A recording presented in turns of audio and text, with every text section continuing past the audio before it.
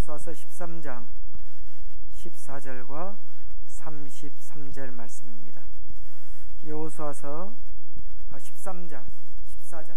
그래서 구약성경 330쪽입니다. 340쪽. 340쪽이 있습니다.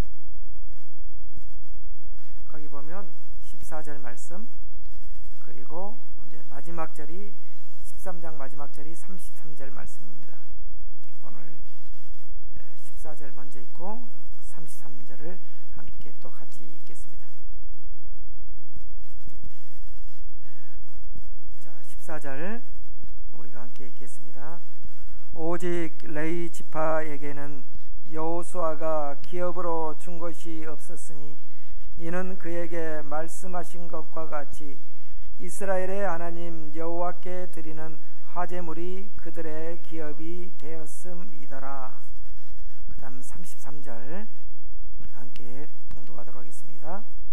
오직 레위 지파에게는 모세가 기업을 주지 아니하였으니 이는 그들에게 말씀하신 것과 같이 이스라엘의 하나님 여호와께서 그들의 기업이 되심이었더라.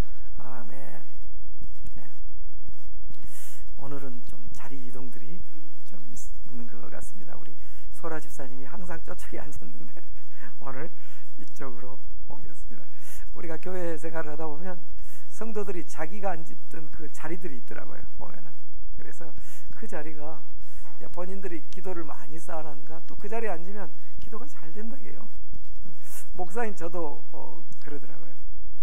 저는 제 앞자리가 바로 여기가 제 자리잖아요. 이 자리가. 물론 내일 제가 이제 새벽 기도를 집사람하고 같이 하는데, 지난 토요일은 유독 하나님께서 주신 은혜가 컸습니다. 그날도 이제 어김없이 이제 묵상 일지를 쓰다가 집사람하고 같이 내려와서 새벽 기도를 하기 위해서 딱 이 자리에 앉았는데 하나님께서 갑자기 그런 마음을 주셔요. 목사로서 당연히 새벽 제단인데 저하고 집사람을 하나님께서 굉장히 예뻐하신다, 그 마음이 느껴지는 거예요. 참 너희 아름답다. 어떻게 보면 목사로서 당연히 해야 할 새벽 기도를 하는데 어제 아침에는 하나님께서 너무도 기뻐하신 마음이 제 마음에 느껴지는 것이죠. 저희 부모님들은 이제 저희 아버님이 제가 전번에도 이야기했지만 노동일 목수였다고 하지 않습니까? 저희 아버님이 피곤한 노동일을 하시면서도 새벽이면 꼭 어머니하고 같이 새벽 기도를 잘 하셨어요. 그래서 어머니가 새벽 기도 다녀오셔가지고 그 차가운 손으로, 아직도 기억나요, 제 머리에 안 쏘고 막 기도했던 것들을. 그럼 제가 짜증내고 손 막 쥐고 잠이 깨어지니까 차가운 손으로. 그 영적 DNA가 저에게 있는가. 어제 아침에는 하나님께서 너무 저희 부부를 예뻐하시는 마음을 느끼면서, 그러면서 여기 앉아서 뒤에 앉은 집사람을 이렇게 딱 쳐다보는데 코끝이 찡해지더라고요. 가슴이 멍하면서 너무도 감사하더라고요. 만약 부부 중에 한 사람이 몸이 안 좋아서 같이 갈 수 없다면 그것도 얼마나 가슴 아픕니까? 그래서 하나님 참 감사합니다. 우리 부부가 하나님의 부르심을 받는 그날까지 이 아침에 함께 건강하니 예배드리게 해주십시오. 그래서 이제 이 자리에서 여기 옮겨서 이제 묵상일지 다듬으면서 그냥 너무 그냥 눈물이 나서 어깨를 들썩들썩 하고 있는데 집사람은 전혀 모르고 혼자 성경만 읽고 있었습니다.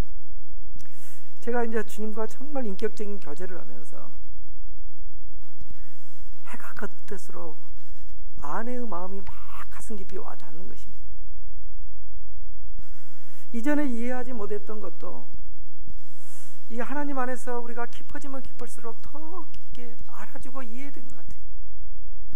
우리가 서로가 이해가 되면 부족한 점들을 덮어줄 수 있잖아요.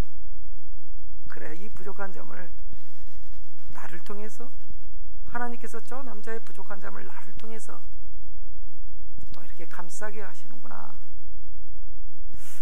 참 토요일 아침에는 하나님께서 이 부부 관계에 대해서 깊은 저에게 깨달음을 주시더라고요. 그러면서 제가 이런 기도를 했어요. 하나님, 우리 성도들도 이 사순절 기간에 부부의 사랑이 더욱 깊어졌으면 좋겠습니다. 그러면서 하나님께, 하나님, 제 아내와 제가 하나님 앞에서 부끄럽지 않게 해주십시오. 그리고 하나님, 우리 부부가 한날 한시에 하나님의 부르심을 받고 하늘나라에 가게 해주십시오 라고 기도했습니다. 그렇잖아요. 예를 들자면 집사람이 먼저 떠나고 나 혼자 남았다면 얼마나 힘들겠어요. 그 기도를 하는데 갑자기 하나님께서 말씀이 하나 딱 스치면서 주님이 겟세마네에서 동산에서 했던 그 마지막 기도가 떠오르는 거예요. 주님이 어떻게 기도했습니까? 나의 원대로 마옵시고 아버지의 뜻대로 하옵소서라는 것입니다. 그 기도가 갑자기 떠오르는 거예요. 그래요. 행여 둘 중에 하나님을 잘 믿다가 한 사람이 먼저 떠나면 그 남은 목까지 하나님께서 더 이 땅을 섬기면서 잘 살아라 하는구나, 믿음을 잘 지켜라는 그 말씀처럼 느껴지는 거예요. 그래서 제가 다시, 하나님, 나의 원대로 마옵시고 아버지의 뜻대로 하옵소서. 우리가 이 사순절 기간을 지나면서 정말 우리가 기도해야 할 것은, 내가 원하는 거 있지만, 내가 당장 필요한 거 있지만, 그러나 아버지의 뜻대로 해주십시오. 아버지 다 아시잖아요. 하나님, 하나님, 아버지의 뜻대로 하옵소서. 이 기도가 우리에게 가장 필요함을 제가 깨달았어요.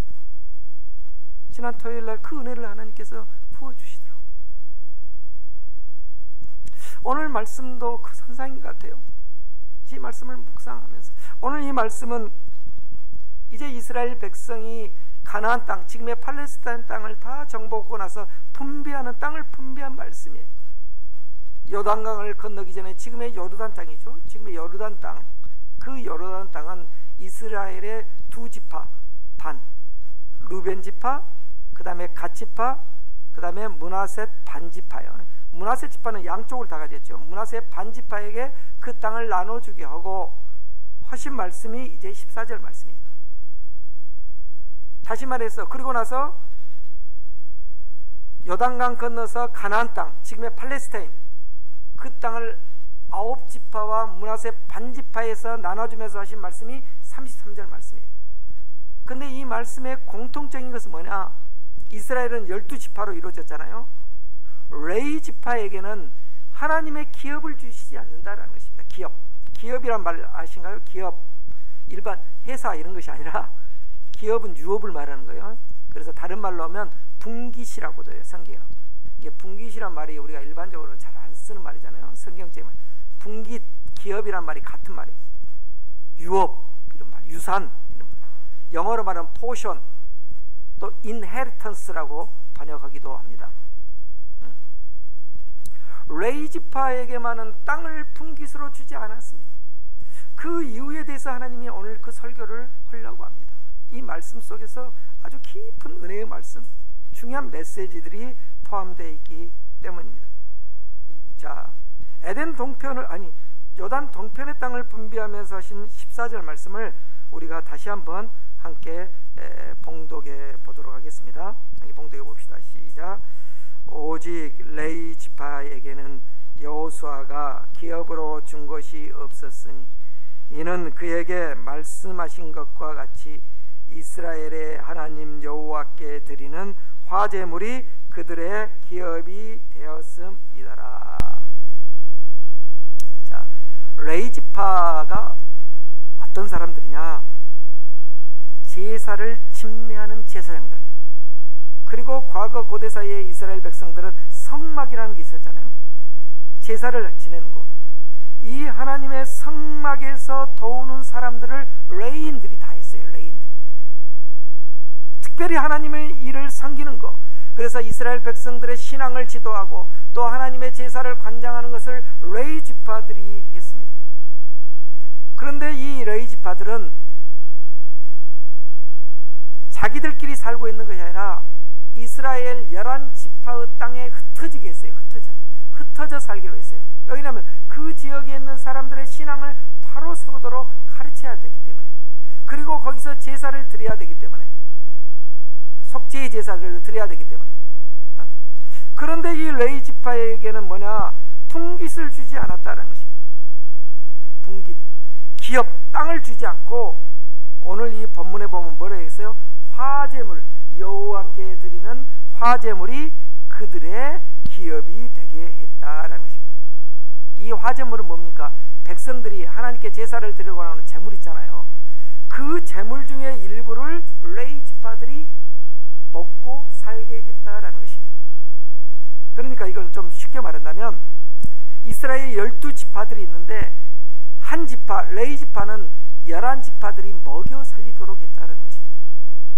하나님의 성막일을 하는 레위인들은 다른 이스라엘 백성들이 먹여 살리도록 했다라는 것입니다. 그런데 오늘 이 여호수아가 이 말씀을 하게 된 배경은 뭐냐? 이미 하나님께서 모세를 통해서, 선지자 모세를 통해서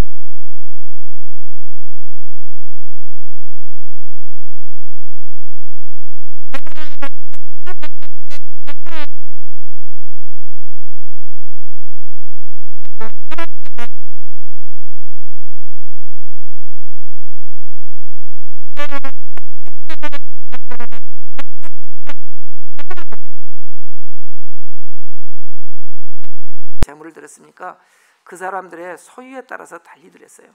가난한 사람들은 피들기 하나 드렸어요. 피들기. 돈 있는 사람은 수와 송, 조, 기름진 것들을 드렸다는 것입니다. 근데 하나님께 드리는 것의 일부가 제사장의 목이 되기 때문에 제사장들이 까딱 잘못하면 재물을 본다는 것입니다. 재물. 오늘 저 부잣집 저 성도가 귀한 재물을 가져왔지. 그걸 보게 된다는 것입니다. 그걸 보지 말고 네가 가져야 할 목이 하나님이 주신 것임을 생각이라는 것입니다. 이게 대단히 중요한 말씀을 한 것이에요. 그러면서 그 21절에 이렇게 또 말씀하십니다. 21절 말씀 함께 읽어봅시다. 시작. 내가 이스라엘의 11조를 레위 자손에게 기업으로 다 주어서 그들이 하는 일 곧 해막에서 하는 일을 갚나니. 원래 이 11조는 하나님께 드린 거예요. 하나님께 바치는 거죠. 이 하나님께 바치는 이 11조를 하나님께서 기업이 없는 레인에게 11조를 주겠다라는 것입니다. 그러니 너희는 눈을 하나님께 집중해서 살아가라는 것입니다. 하나님께. 우리가 이 말씀을 깊이 깨달아야 될 것입니다. 하나님께서 이렇게까지 레인에게 말씀한 이유가, 근본적인 이유가 뭘까요? 하나님께 제사를 지르는 성막일이 대단히 중요하다는 것입니다. 특별히 제사장들은 백성들의 속죄의 제사를 드리는 거예요. 속죄의 제사를 드리는 제사장이 다른 데 집중하면 안 된다는 것입니다. 또한 백성들에게 말씀을 바로 가르쳐야 되니까 하나님의 사역에 집중해야 됨을 깨닫게 하기 위해서 이렇게 말씀하신 것이에요. 여기에 본질적인 이유가 있습니다. 그런데 우리가 여기에서 이 재물의 문제에 대해서 좀 깊이 들여다봐야 돼요. 재물에 대해서. 이 재물이 오늘날로 말하면 헌금이라고 할 수 있습니다. 우리가 성경을 읽어보면 제사장 중에 잘못된 제사장들이 있어요. 일부 제사장 중에 하나님보다 재물에 더 관심을 두는 제사장들이 있었다는 것입니다. 그 대표적인 사람이 누굽니까? 대제사장 엘리의 두 아들들이 있어요. 홈니와 피니하스라는 이 두 아들들이 제사장 직분보다는 하나님께 속죄의 제사를 드려 하나님께 집중하면 백성들이 가져오는 이 고기에 눈이 가기 시작한다는 것입니다. 그래서 제사를 드리기 위해서 고기를 삶고 있으면 사람들을 보내서 꼬쟁이로 찍어서 그 값진 것들을 가져다 가기 시작했다는 것입니다. 그 말씀이 사무엘상 2장에 나와요. 그래서 하나님께서 내가 이스라엘 자손 중에 내 분깃이요 내 기업이니라 라는 말씀을 강조해서 말씀하신 것입니다. 그 말씀이 오늘 동일하게 33절에 나오는 거예요. 33절 말씀 우리가 다 같이 한번 읽어봅시다. 시작. 오직 레위 지파에게는 모세가 기업을 주지 아니하였으니 이는 그들에게 말씀하신 것 같이 이스라엘의 하나님 여호와께서 그들의 기업이 되시었더라. 아멘. 자, 하나님 여호와께서 그들의 기업이 되심이었더라. 이 말씀, 우리는 이 말씀을 놓치지 않아야 합니다. 다시 말해서 오직 여호와 하나님만을 바라보는 것입니다. 다시 말해서 모든 것이 하나님께로부터 왔다라는 것을 기억하라는 것입니다. 하나님께서 이렇게 거듭 강조한 이유가 뭘까요? 우리가 재물의 물질의 시험에 쉽게 넘어지기 때문에 그런 것입니다. 그런데 이 재물의 시험은 제사장만이 아니라 바치는 성도들도 쉽게 넘어지는 시험이 된다는 것입니다. 우리 교회는 아니지만 큰 교회들 같은 경우를 보면 헌금을 많이 하는 성도들이 있습니다. 11조도 많이 하고 헌금을 많이 하는 성도. 까딱 잘못하면 이 성도들이 시험에 드는 것입니다. 자기가 많이 드린 그 헌금 때문에 교만한 생각이 든다는 것입니다. 그래서 자기가 하나님께 드린 헌금의 주관자가 되어버리기도 한다는 것입니다. 여러분, 하나님이 이걸 보시면 얼마나 가슴 아파하시겠습니까? 헌금이라는 것은 뭐예요? 하나님께 드린 것인데, 하나님께 바치는 것인데 여전히 헌금을 통해서 자신을 나타내고 있다는 것입니다. 나 이런 사람이야, 나 이렇게 많이 헌금했어. 그 모습을 볼 때 하나님이 얼마나 안타까워하겠습니까? 우리가 헌금을 바치는 이유는 뭡니까? 내가 수고해서 벌었지만 하나님께서 건강 주시고 능력 주셔서 이렇게 바칠 수 있음을 감사하며 드는 것이 바로 헌금이에요. 그게 바른 자세의 헌금이거든요. 그런데 헌금을 많이 했다고 생각하면 그 시험에 넘어질 수 있다는 것입니다. 그래서 역대상 29장 14절에 보면 다윗이 예루살렘 성전을 건축하기 위해서 모든 것을 준비해 놓고도 감사의 기도를 이렇게 드리고 있는 것입니다. 제가 한번 읽어드릴게요. 모든 것이 주께로 말미암아 싸우니 우리가 주의 손에서 받은 것으로 주께 드렸을 뿐입니다. 모든 것이 그 다윗 왕이 가졌던 모든 것이 하나님께로부터 왔다는 것입니다. 주님께서 저에게 준 것을 그대로 저는 드렸을 뿐입니다 라고 고백하는 것입니다. 이게 다윗의 감사의 기도예요. 저는 이 다윗이 이스라엘의 역대 왕 중에서 하나님께서 내 마음에 합한 자라고 한 이유가 이거예요. 여기 있다기도 과언이 아니에요. 다윗은 나의 분깃이 여호와 하나님만이 나의 분깃이라고 놓치지 않고 살았던 사람입니다. 그래서 저는 우리 교회 헌금 봉투에 그렇게 썼어요. 우리 교회 헌금 봉투에 뭐라고 썼습니까? 주님의 것을 주님께 드립니다라는 것입니다. 우리가 헌금을 하면서 하나님께서 건강 주시고 능력 주셔서 이렇게 벌 수 있었습니다. 여기에 감사하면서 하나님께서 돌려주면 이 감사함의 기도를 할 때 하나님께서 우리에게 더 큰 은혜와 더 큰 복을 주신다라는 것입니다. 또 하나 중요한 오늘 본문이 주는 교훈은 뭐냐? 이 레위 지파가 오늘날 우리에 있어서 신약의 세계를 살고 있는 우리에 있어서 오늘의 레위 지파가 누구냐라는 것입니다. 고전적으로 우리가 해석한다면 이 레위 지파는 목사나 전도사 혹은 교회 안에서 일하는 사람을 고전적 의미의 레위 지파라고 볼 수 있어요. 그러나 오늘날 레위 지파는 하나님의 부르심을 받고 하나님의 택함을 받고 하나님의 교회를 섬기는 우리 모두가 레위 지파인 것입니다. 그래서 사도 베드로가 베드로전서 2장 9절 말씀 한번 볼까요? 베드로전서 2장 9절 말씀을 보면 한번 봐봅시다.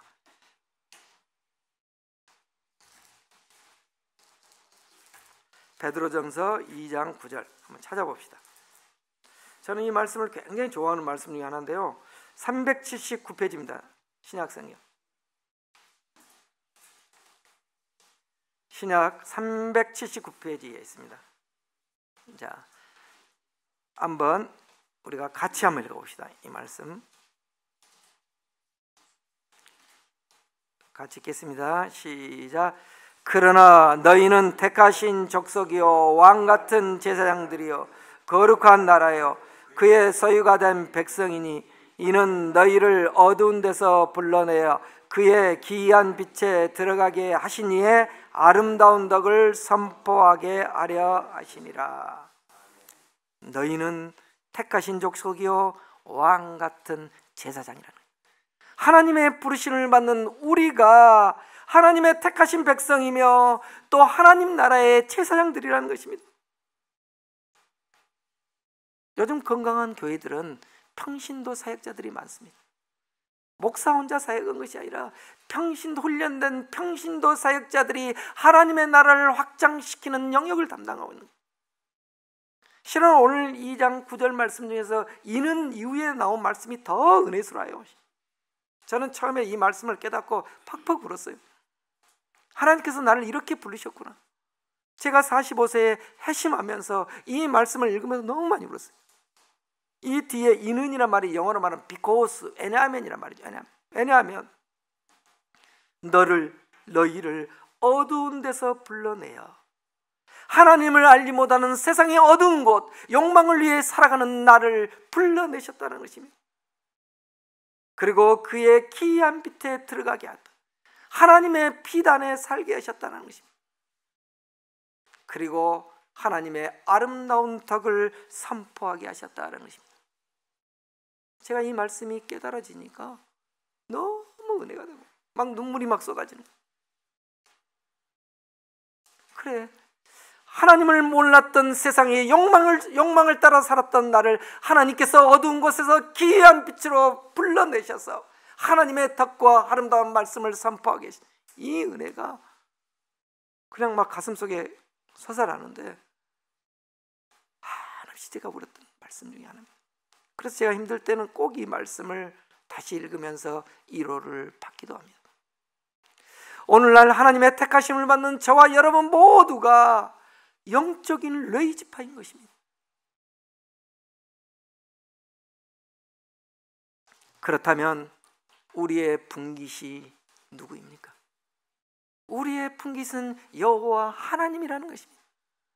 비록 내가 수고해서 땀 흘려서 벌었지만 소유했지만 이조차도 하나님이 은혜 주셔서 하나님이 능력 주셔서 하나님이 나의 건강을 지켜주시고 나의 안위를 지켜주셔서 얻을 수 있게 됨을 감사할 수 있는 이 마음을 가져야 된다는 것을 말씀하고 있는 것입니다. 그래서 다윗은 이렇게 고백합니다. 여호와는 나의 산업과 나의 자네의 소득이시니 나의 분깃을 지키시는 분이시다라는 것입니다. 우리가 이걸 놓치지 않아야. 우리가 믿는 하나님은 전능하신 하나님 아닙니까? 그래서 만약 우리가 하나님이 나의 풍기심을 진짜 믿는다면요, 세상의 두려움, 세상의 염려 극복해낼 수 있는 것입니다. 설령 내가 지금 가난하고 궁핍할지라도 견뎌낼 수 있습니다. 왜 그렇습니까? 나의 모든 상황을 아시는 하나님께서 나의 풍깃이 되기 때문입니다. 제가 요즘 말씀 기도를 많이 합니다. 성경을 읽으면서 이 말씀이 기도합니다. 요즘 제가 말씀 기도하면서 위로받는 기도문이 있습니다. 그게 다윗의 시편인데 시편 70편 5절 말씀입니다. 이 말씀은 너무도 은혜가 되더라고요. 기도를 하면 막 힘이 솟아나기도 하고 또 하나님이 그때그때 응답을 주기도 합니다. 제가 이 기도문을 한번 읽어볼게요. 나는 가난하고 궁핍하오니 하나님이여 속히 내게 임하소서. 주는 나의 도움이시오 나를 건지시는 이오니 여호와여 지체하지 마소서. 우리가 영적으로 궁핍할 때, 하나님의 임재를 경험하기로 할 때, 하나님의 말씀을 듣고 싶을 때, 하나님이여 나는 가난하고 궁핍하오니 하나님이여 속히 내게 임하소서. 주는 나의 도움이시오 나를 건지시는 이십니다. 여호와여 지체하지 마옵소서. 내가 경제적으로 힘들 때, 또 어려울 때, 하나님이여 나는 가난하고 궁핍하오니 하나님이여 속히 내게 임하소서. 주는 나의 도움이시오 나를 건지시는 분이십니다. 여호와여 지체하지 마옵소서. 이 기도를 하고 나면 마음의 위로가 되더라고요. 하나님의 움직이심이 느껴질 때도 많습니다. 제가 그래서 여러분들에게 말씀 기도를 하라는 거예요. 말씀이 기도가 되고 기도가 말씀이 될 때 그 기도가 지켜주는, 말씀이 지켜주는 거예요.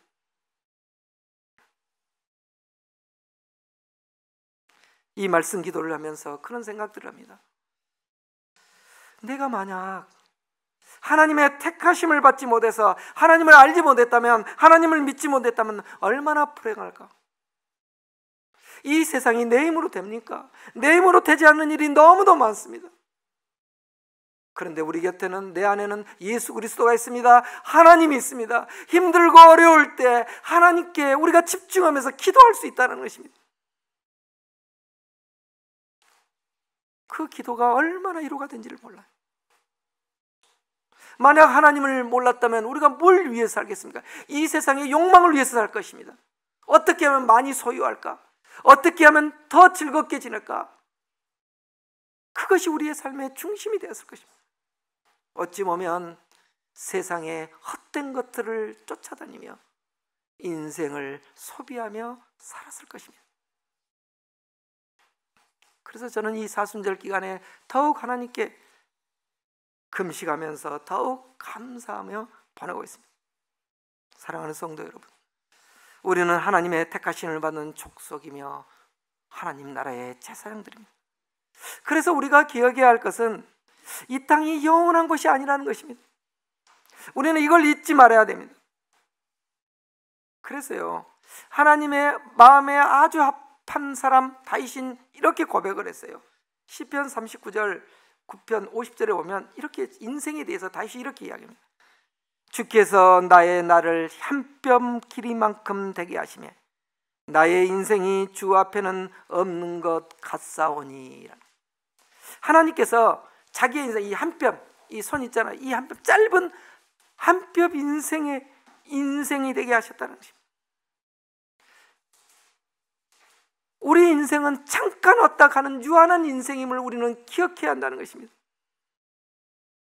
그런데 우리는 영원히 살 것처럼 착각하고 삽니다. 그래서 시편 39장 그 앞에 나오는 6절을 보면 이렇게 이야기합니다.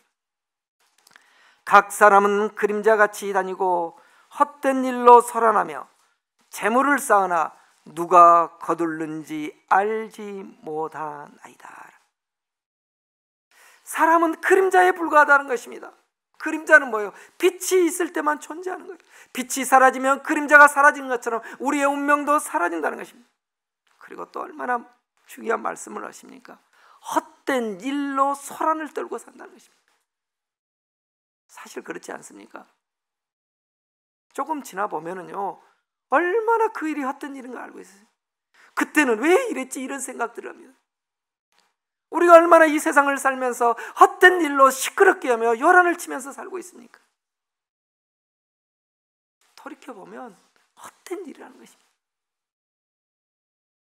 그리고 재물을 쌓으나 누가 거둘런지 알지 못한다는 것입니다. 우리가 끊임없이 쌓아두지만 그것이 오늘 밤에 하나님께서 내 영혼 걷어가지면 누구 몫이 되냐는 것입니다. 그런데 우리는 그걸 기억하지 못합니다. 내가 이 땅에 잠깐 왔다 잠깐 가는 인생임을 깨닫지 못하는 것입니다. 제가 이 설교를 준비하면서 이 말씀을 묵상하는데 그 유명한 시인 천상벽의 귀천이라는 시가 떠오르더라고요. 귀천 아시죠? 시인 천상벽 아시죠?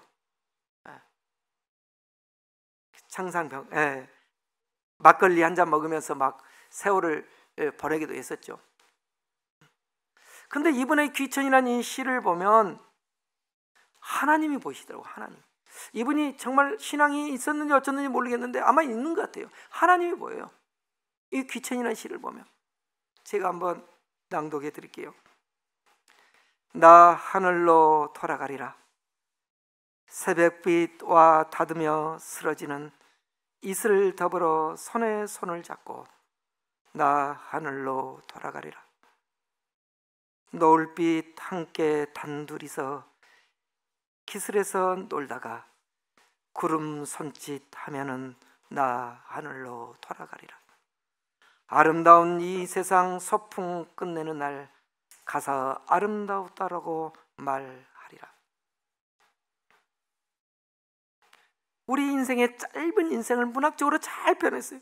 여러분 아침에 새벽에 아침 이슬을 봐봐요. 얼마나 영롱합니까? 그런데 그 아침 이슬이 아침 햇살에 비치면 순간적으로 사라져버립니다. 그게 바로 우리의 인생입니다. 이 아침 이슬과 더불어 손에 손을 잡고 나 하늘로 가리라 라고 노래합니다. 항온역의 저녁이 얼마나 아름답습니까?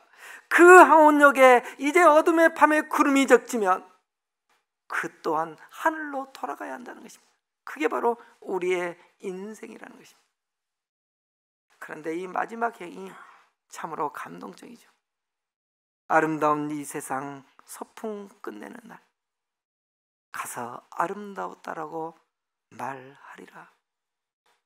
여러분 누구에게 가서 말합니까? 시인은 죽으면 누군가의 절대자 앞에 서야 된다는 것을 알고 있었던 거예요.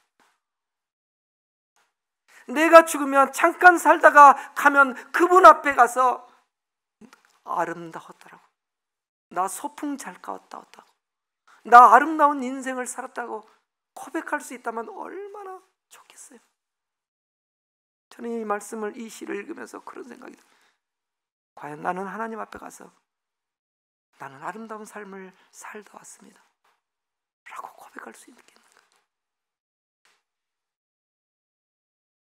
우리의 삶이, 내 삶이 오직 여호와가 나의 풍기심을 알고 산다면, 하나님의 말씀을 놓치지 않고 산다면 우리는 자신 있게 하나님 저는 아름답게 살다가 왔습니다 라고 고백할 수 있는 것입니다.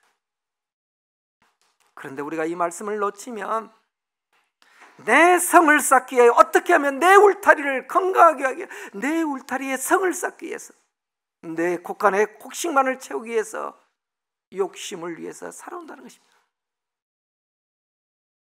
50평 아파트, 좋은 자동차, 많은 재산 좋습니다. 이 땅을 살아. 그러나 우리가 잠깐 사는 인생 하나님 앞에 쓸 때 너 뭐 얻어다 하니? 우리 가족 이렇게 잘 살다 왔으면 그거 좋아하실까요?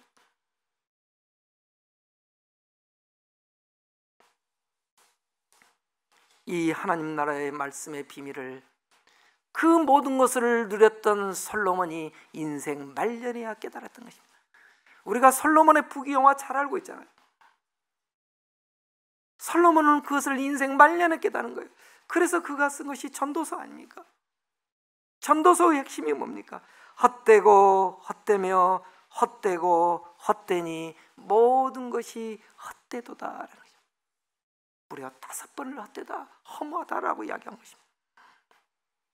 왜 그의 인생이 허무해졌습니까? 하나님을 놓치고 살 때 우리 인생이 허무해진다는 것입니다. 세상의 욕망, 쌓았던 욕망 하루아침에 무너지잖아요. 우리가 얼마 전에 봤잖아요. 얼마 전에 우리가 우리 축구대표의 사건을 봤잖아요. 이강인 어릴 때부터 스페인 가서 축구했어요. 엄청난 스타가 됐어요. 순간적으로 무너져내잖아요. 순간적으로 무너지는 것은 한순간, 평생 쌓은 것 하루아침에 무너져요. 광고회사들 취소 나오고 막 100억대 손해가 나오니까 다시 손흥민 런던에 가서 용서하고 올렸지 않았습니까? 우리의 인생이 바로 그런 인생. 정말 우리가 하나님을 알기 때문에 영원한 가치, 우리가 쌓아둬야 할 가치가 무엇인가를 깨달았다는 것입니다. 그러기 위해서는 뭐냐? 우리의 인생이 안개와 같다는 것을 알아야 돼요. 그래서 야고보 사도가 야고보서에서 우리의 생명이 잠깐 왔다 사라지는 안개와 같다라고 합니다. 기독교가 말하는 이 허무함은 허무주의 인생이 말하는 거 아니에요. 허무주의가 아닌 거예요. 우리의 인생이 잠깐 왔다가는 그림자에 불과함을 알기 때문에 하나님께 집중해서 살아가는 것입니다. 다시 말해서 믿음을 기업으로 삼고 살아가라는 말씀인 것입니다. 믿음. 하나님만이 나의 기업임을 잊지 말아야 합니다. 정말 우리가 다음 세대의 우리의 자녀들에게 남겨야 할 것은 믿음의 풍깃이거든요. 믿음의 유산이거든요. 그런데 한편으로 또 그 생각을 해봤어요. 과연 내가 내 믿음이 내 자녀들에게 유산으로 물려줄 만한 것이 되냐라는 것입니다. 그걸 볼 때 두려운 생각이 들더라고요. 정말 내 믿음이 우리의 자녀들에게 본이 되는 믿음의 유산이 되냐라는 것입니다. 그걸 보고 있으니까 또 한편으로는 불안하더라고요. 두렵고 떨리더라고요. 믿음의 유산을 자녀에게 잘 남긴 분이 하나 있어요. 전에도 제가 이 시를 한번 읽어줬을 것입니다. 시인 박목월의 이야기입니다. 청록파 시인이라고도 하죠. 박목월이 부모님이 떠나가 어머님이 세상을 떠나고 어머니의 유품을 관리하는데 유품이 딱 한 가지 있었는데 그것이 빛바랜 성경책이었어요. 가죽 성경책인데 이 표지가 이렇게 너덜너덜, 제 성경처럼 이렇게 너덜너덜했는가 봐요. 저도 참 그런 생각을 해요. 이제 우리 로고스 문화교회가 잘 성장해서 다음 세대의 목사님 와서 교회 기념관이 된다면 아마 이 성경, 목사님이 썼던, 김종호 목사님이 썼던 성경이라고 유품이 전시되기도 할 것 같습니다. 박목월이 이 성경책을 열어보니까 어머니가 빨간 색연필로 밑줄 그는 부분들이 있었던 것입니다. 근데 어머니가 읽었던 그 내용들이 너무 자신에게 다가온 것입니다. 그래서 쓴 시가 어머니의 언더라인이라는 시예요. 어머니의 언더라인. 제가 이 시를 한번 읽어드릴게요. 유품으로는 그것뿐이다. 붉은 언더라인이 그어진 우리 어머니의 성경책. 가난과 인내와 기도로 일생을 보내신 어머니는 파주의 찬디를 듣고 잠드셨다. 오늘은 가배절, 흐르는 달빛에 산천이 젖었는데 이 세상에 남기신 어머니의 유품은 그것뿐이다. 가죽으로 장전된 모서리마다 헐어버린 말씀의 책, 어머니가 그으신 붉은 언더라인은 당신의 신앙을 위한 것이지만 오늘은 이순의 아들을 깨우치고 당신을 통해서 치고하신 분을 뵙게 한다. 동양의 깊은 달밤에 다둥거리며 읽는 어머니의 붉은 언더라인. 당신의 신앙이 지팡이가 되어 다둥거리며 따라가는 길에 내 안에 울리는 어머니의 기도 소리.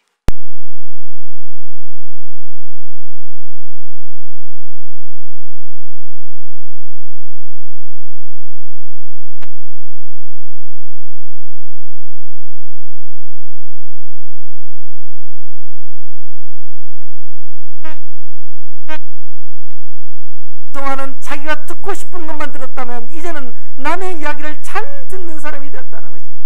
이게 다른 말로 하면 뭡니까? 영적인 눈이 꺼지는 거예요. 영적인 눈이 떠지는 거예요. 제가 지난 토요일부터 묵상일지를 쓰면서 하나님, 우리 성도들 영적인 눈이 떠지게 해주십시오. 영적인 눈이 떠져야 돼요. 영적인 눈이 떠져야만이 우리는 남이 보지 못한 것을 볼 수 있는 거예요. 똑같이 세상 사람처럼 보면 안 된다는 것입니다.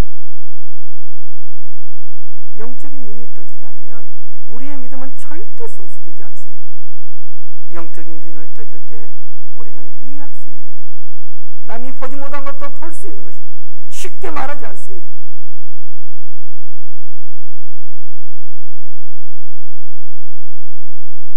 우리가 무엇을 남겨야 합니까? 믿음의 유산을 남겨야 합니다.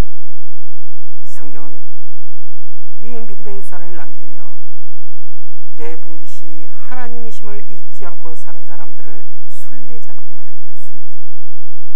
순례자는요, 관광객하고 전혀 다릅니다. 제가 성지 순례를 갈 때마다 멤버들에게 계속 교육시킨 것이 순례자의 영성입니다. 순례자. 관광객은요, 내 눈이 즐거운 것을 쫓아다닙니다. 내 입맛에 맞는 것을 맛있는 데를 쫓아다니는 사람이 관광객이에요. 관광객. 그래서 관광객들이 몰린 것은 시끄럽고 요란해요. 순례자는 어떤 사람입니까? 하나님의 임재 안에 들어간 사람입니다. 그래서 순례자가 떠난 자리는 조용해요. 쓰레기가 남지 않아요. 순례자는 뭡니까? 내 고향이 이곳이 아니라 이 땅이 내가 영원히 살 것이 아니라 하나님이 준비한 더 큰 본향을 향해 나아가는 그 삶을 기억하는 사람들이에요. 그래서 히브리서 11장 16절은 믿음의 조상들의 삶을 이렇게 표현하고 있습니다. 제가 한번 여러분에게 낭독해 드리겠습니다. 그들이 이제 더 나은 본향을 사모하니 곧 하늘에 있는 것이라. 이러므로 하나님이 그들의 하나님이라 일컬음 받으심을 부끄러워하지 아니하시고 그들을 위하여 한 성을 예비하셨느니라.